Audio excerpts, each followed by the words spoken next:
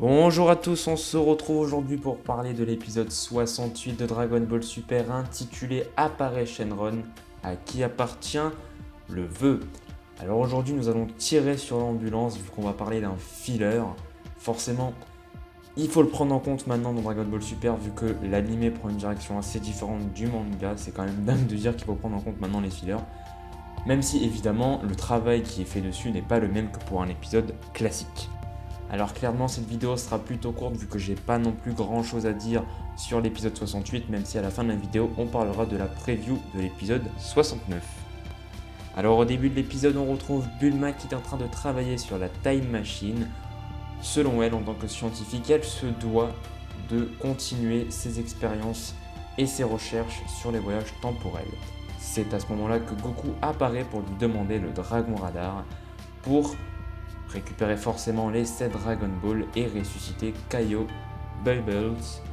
Et je crois qu'il s'appelle Gregory en VF, en VO je ne sais plus, mais ça n'a pas trop d'importance. Alors Goku réunit plutôt facilement les Dragon Ball, évidemment. Shenron apparaît, le ciel s'assombrit, plusieurs personnes, notamment Kame Sennin, numéro 18, Oolong, Gohan, Trunks, Goten et forcément Bulma remarquent que Shenron est apparu et vont donc se rendre à Capsule Corp afin de réaliser leur vœu. Alors j'ai envie de dire, heureusement le vœu de Gohan passe en priorité, son but est tout simplement de soigner Pan. Honnêtement pourquoi pas, même si je pense que les anciens demi-Saiyan ou même Saiyan étaient ont déjà été malades plusieurs fois dans leur vie et ils n'ont pas invoqué Shenron juste pour se guérir. Je trouve ça un peu enfantin d'utiliser Shenron comme un jouet. Clairement, chacun demande des vœux pour n'importe quoi. On a notamment Kame Sennin qui demande encore une fois des jeunes filles. Je dis pas que c'est dans la nature, que ça dénature le personnage, mais effectivement, je pense, j'aurais pu penser qu'il était plus mature que ça pour ne pas demander à Shenron juste des jeunes filles, quoi. Alors le vœu de numéro 18 est plutôt louable, elle veut faire plaisir à Krillin. Pourquoi pas, mais encore une fois, on va pas utiliser Shenron juste pour ça. Enfin, je peux comprendre, c'est un filler, faut qu'il y ait de l'humour, etc. Mais honnêtement, ça n'a aucun sens, même dans le caractère de numéro 18. Je pense qu'elle sait un minimum l'importance des vœux de Shenron. Et honnêtement, faire appel à lui juste pour Krillin. Alors après, bon voilà, il y avait un vœu en plus. Parce que Goku à la base voulait ressusciter Kaio, c'était son vœu numéro 1. Ils en avaient forcément un deuxième. Mais de là à utiliser Shenron pour ça, pour moi c'est pas bien. Enfin, je trouve pas ça intéressant à regarder. Même si petit aparté, j'ai bien aimé la victimisation de Pilaf. C'est bête, hein, mais ça me fait toujours... Pilaf me fait rire. Voilà, je suis sûrement l'un des seuls. Mais écoutez, on ne peut pas changer mon humour, c'est comme ça. Alors forcément, le Kaio commence à s'énerver. À un moment, je peux le comprendre. Il a été sacrifié pour Cell. Depuis ce moment-là, il a envie d'être ressuscité. À chaque fois, il y a une pirouette scénaristique qui lui en empêche. Le filler reprend évidemment cette idée-là. Mais bien évidemment, vous l'aurez compris, dans cet épisode, Kaio n'est toujours pas ressuscité. Et pendant ce temps-là, Beerus et Whis étaient en train de manger des... J'ai même pas envie de savoir ce que c'était. Vraiment, c'était un moment gênant. Alors, il y avait déjà eu quelque chose comme ça avant dans Dragon Ball Super.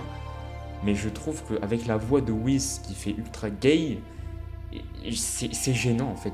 Leurs espèces de saucisses là, enfin... Ah là là, pourquoi pas est-ce que c'est censé faire rire les enfants? Je ne sais pas. Est-ce que c'est un message caché? Je ne sais pas et je n'ai pas envie de savoir. Et également, petit aparté que peut-être peu de personnes ont remarqué, mais à un moment, Bulma appelle, je ne sais pas qui, je n'ai pas envie de savoir, une personne qui peut amener des prostituées. Ce sont clairement des prostituées à Kame Sennin. Ça ne choque personne. Très bien, pourquoi pas nous sommes dans Dragon Ball Super. Mais forcément, Beerus et Whis remarquent que Shenron est apparu. Ils se demandent qu'est-ce qui se passe. Ils vont donc voir Goku qui était en train de récupérer un cristal pour régénérer l'énergie de la Time Machine. parce que Bulma lui avait demandé de récupérer ce cristal en échange du vœu pour ressusciter Kaio. Mais forcément, Beerus comprend que ce cristal, c'est pour encore une fois voyager dans le temps. Et enfin, les dieux font leur rôle. Et Beerus détruit le cristal, détruit toutes les recherches sur la Time Machine. Et d'ailleurs, il détruit en même temps la Time Machine de Bulma. Et voilà, ils disent tout simplement aux humains d'arrêter les voyages dans le temps. Il faut comprendre que c'est interdit de faire cela. Donc j'ai bien aimé qu'enfin, ils jouent leur rôle tout simplement. Donc voilà, l'épisode se termine sur ça. Clairement, la réalisation était très banale et je pense que c'est la même réalisation qu'on a dans tous les fillers pour Dragon Ball Super. Hein. Faut pas non plus s'attendre à quelque chose de dingue. Mais c'est vrai qu'on a eu des bons fillers dans Dragon Ball Z.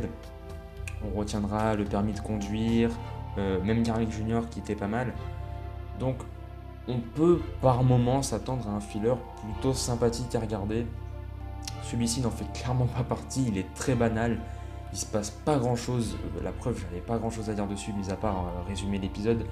Donc je pense qu'on va directement passer à la preview de l'épisode 69.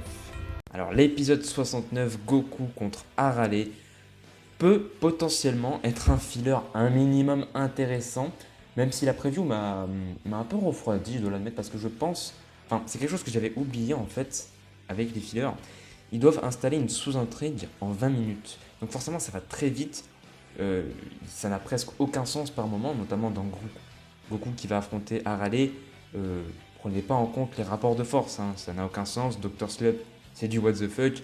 Voilà, faut avoir ça à l'esprit. Après, on peut s'attendre à un minimum d'humour et un épisode plutôt cool à regarder. Mais bon, voilà, on voit que Vegeta risque encore de se faire victime par Arale.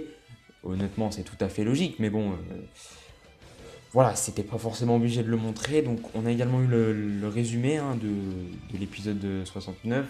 Donc, apparemment, c'est Mr. Satan qui est élu comme présentateur pour le concours du meilleur inventeur au monde. Voilà, donc, mis à part ça, on sait pas grand chose. Ça va faire plaisir forcément de revoir Arale. Personnellement, moi à l'époque, dans Dragon Ball, je connaissais pas le manga Dr. Slump, donc je trouvais juste qu'Arale est un personnage plutôt cool, mais c'est tout. Depuis, j'ai lu Dr. Slump, donc ça va être sympa, mais bon, clairement, même ce filler-là, au final, m'intéresse vite fait. Hein, voilà, j'ai hâte que Dragon Ball Super annonce son nouvel arc avec potentiellement l'épisode 71. Il y a déjà assez de théories comme ça sur YouTube, avec la mort de Goku, le retour de Gohan, qui est le commanditateur de Hit. Bon, on verra.